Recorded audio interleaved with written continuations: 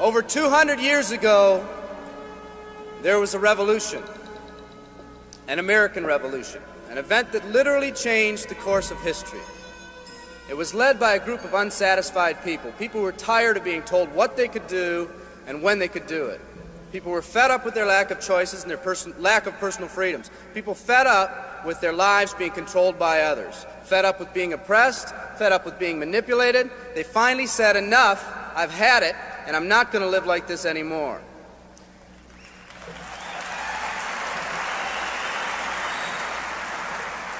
Our ancestors were people that took full responsibility for what happened to them. It was that spirit that ignited a country and formed what is now a giant in the free world. I have a question for you. Where's that spirit today?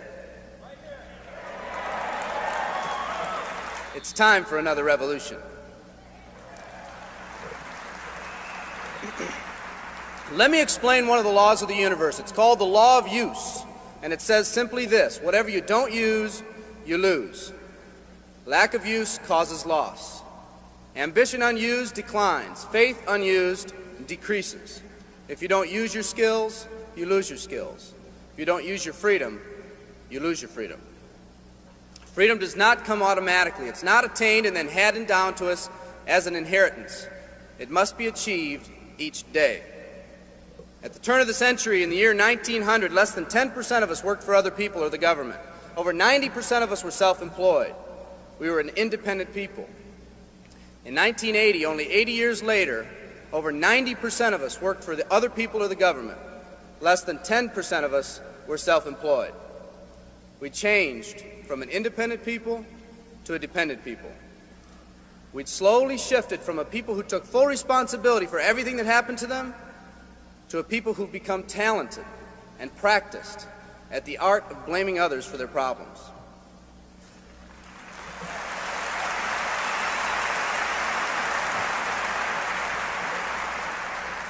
Our giant has fallen asleep. Our forefathers didn't say, who's going to take care of me? They simply said, all I ask is the opportunity to be free and the ability to take care of myself and my family. Today, we elect officials who will, quote unquote, take care of us. We cry out against anyone who dares to ask us to provide more value in the workplace. We do everything we can to spread around the suffering in our society, and yet no one is willing to step up and be part of the solution. We've slowly changed from a society that compensates based on value to a society that compensates based on entitlement and seniority. What we've come to believe is our due. We act as if someone actually owes us a living. Part of this change is due to the dramatic rise of conformity in our society. We're all taught to conform. Incredible pressures are put on us every day to do things, quote unquote, the right way. And yet no one asks the question, is this really the right way? A man once said, I'm just a collection of mirrors reflecting what everyone expects of me. We live our lives to please those around us, and the scary thing is, the people around us are doing exactly the same thing. Psychologist Rollo May calls us outer-directed people. We don't act, we only react. We seek not to be outstanding, but to fit in. We're able to respond, but not to choose. Perhaps that's why a wise man once said, the mass of men lead lives of quiet desperation. In order to change, we need to become inner-directed people. People with our own purpose. People who are not easily swayed by the opinions of others. And that's difficult because from a very early age we look to the opinions of others to orient ourselves and to validate our decisions and our actions. Nietzsche said we need more strong people in this world because the weak, by their sheer mass, are forcing weak ideals and weak values on us all.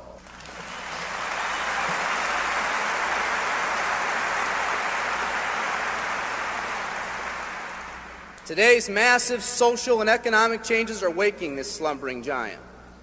Some people may not be ready right now for the changes happening today in today's society. It doesn't matter if they're ready or not.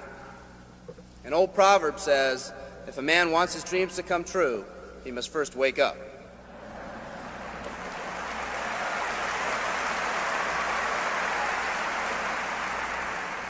I, for one, am glad for the radical changes in our society because I believe that within that crisis, we will find that independent spirit that once pioneered this country. Some of us are finally ready to change. The displacement of our workforce has caused many of us to start searching for something better.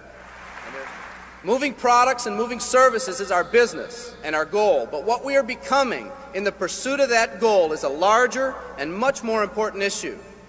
The rekindling of our independent spirit has more lasting value.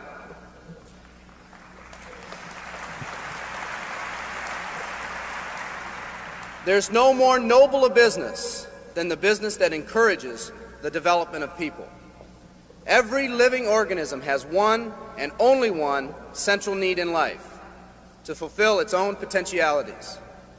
The acorn becomes an oak, the puppy becomes a dog, and that's all that's required of the oak and the dog. But the human being's task in fulfilling his or her nature is much more difficult. The reason is, unlike any other living creature on this planet, you've been given the dignity of choice. You'll not grow like a tree. You'll grow only as you plan and choose to grow. When a person chooses to live, two things happen.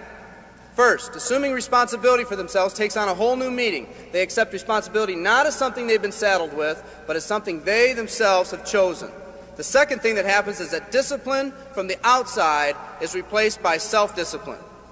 They accept discipline not because it's commanded, because they themselves have chosen what they want to do with their lives.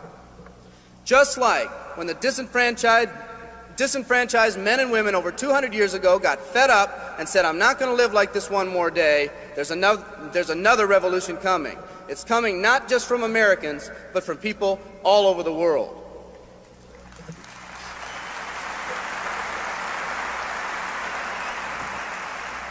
It's coming from people who've been oppressed in meaningless jobs, from people who've been unjustly held back, from people who've been slighted or ignored, from people who've had their hopes crushed time and time again by the circumstances around them, from people who've been playing in a game where the rules weren't the same for everyone, from people whose dreams have almost died by the methodical dripping of negative and pessimistic forces, people who've just been waiting for the right opportunity to present itself, an opportunity that they could hold on to, believe in, a place where people believed in them. I hear the rumbling of this coming revolution every day. The old rules are changing, and society is finally ready for that change. Will people try to persuade you not to rise up? Yes, they will, and sometimes with the best of intentions. But we must fight anyone or anything that tries to influence us against our freedom. And they'll try. Believe me, they'll try.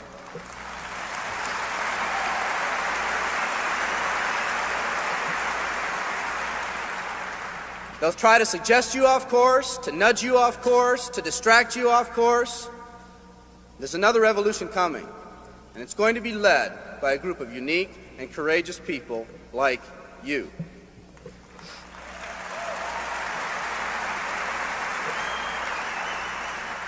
People who've had it with the way things are. People who've picked out their mountain in life and said, "I'm going to the top." And if someone tells you you can't climb mountains, you don't have any experience. You tell them, "I'm going to the top."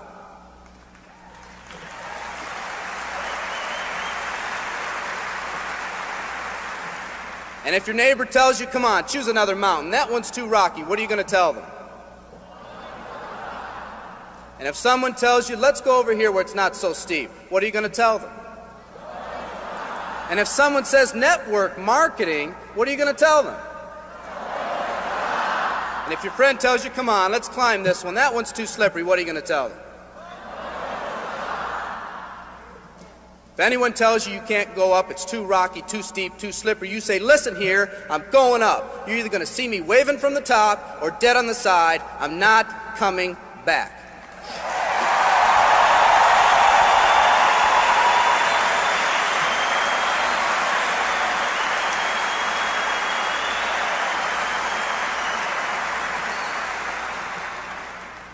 There's something about the do-or-die attitude. It's almost like when someone has a do-or-die attitude, time, fate, and circumstances seem to get together, have a hasty conference, and say, they say they're going to do it or die.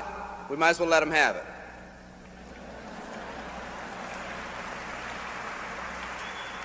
The People in this arena are special. You're special because you've already rekindled that independent spirit.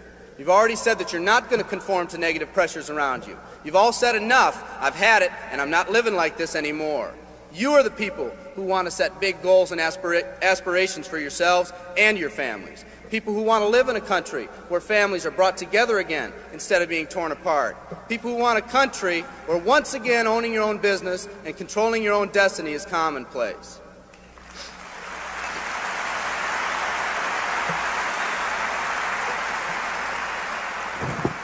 People who want a country where every man, woman, and child is treated with equal respect and dignity.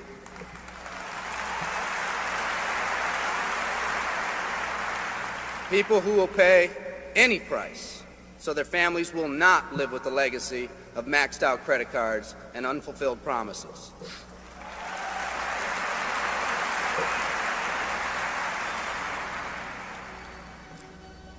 Today, we stand at the genesis of a new revolution, and people like you are going to lead it. Theodore Roosevelt said these words decades ago, and I think they're particularly appropriate today. He said, "We see across the dangers of the great future, and we rejoice as a giant refreshed. The great victories are yet to be won, the greatest deeds yet to be done.